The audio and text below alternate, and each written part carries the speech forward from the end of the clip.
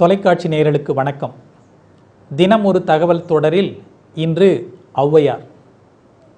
நேயர்களே, ஔவையார் என்று சொன்ன உடனேயே திருவிளையாடல் திரைப்படத்தில் வரும் ஔவையார் தான், கே.பி. சுந்தராம்பாள் தான் நம்முடைய மனக்கண் முன்னாடி தோன்றுவார்கள்.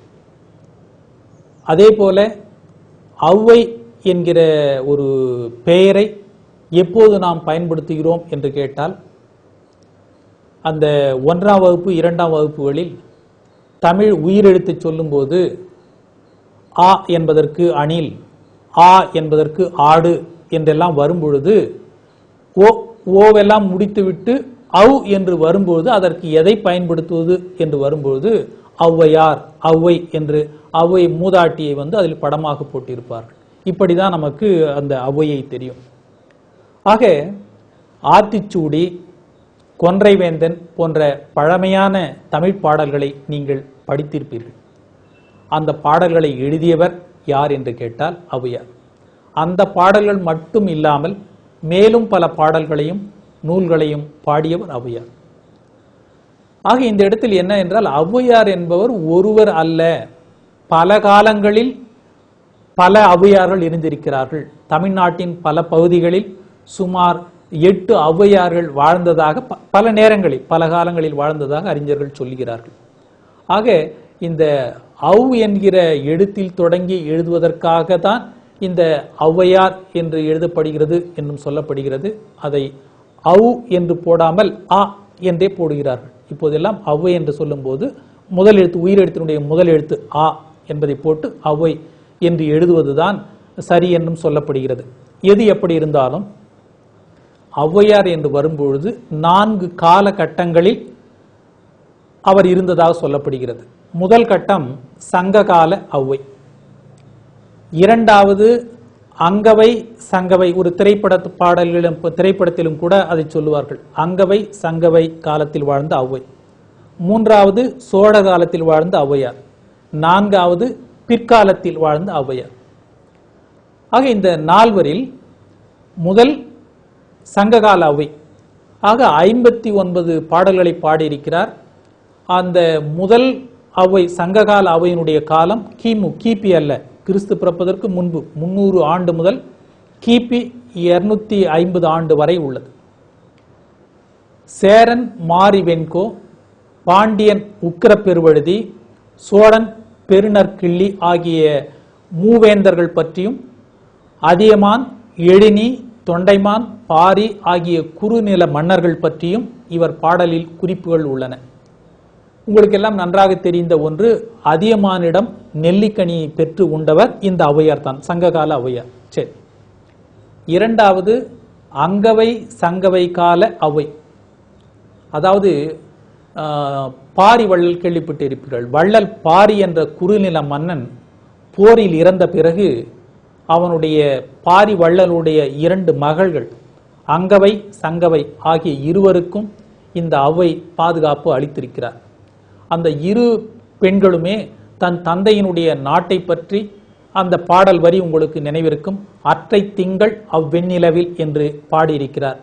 இவர்தான் அந்த 2வது ஔவையார், 2வது காலத்து ஔவையார். மூன்றாவது சோழர் கால ஔவை.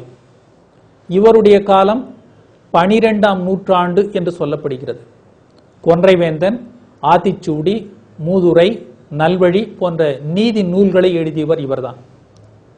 இந்த ஔவைகளோடு புராண கருத்துக்களும் கதைகளும் சேர்க்கப்பட்டிருக்கின்றன. முருகனுக்கு அறிவுரை கூறியவர், அற்புதங்கள் செய்தவர் என்றெல்லாம் இவரை பற்றி பல கதைகள் என்பது உண்டு. ஆக இக்கால ஔவை எழுதிய ஒரு பாடல், ஒரு முக்கியமான பாடல் உழவு தொழிலை பற்றியது. வரப்புயர நீர் உயரும், நீர் உயர நெல் உயரும், நெல் உயர குடி உயரும், குடி உயர கோல் உயரும், கோல் உயர கோன் உயர்வான் என்று. ஆக இந்த ஒரு பாடல் தோன்றுவதற்கு காரணத்தை ஒரு சம்பவம் சொல்லுவார்கள்.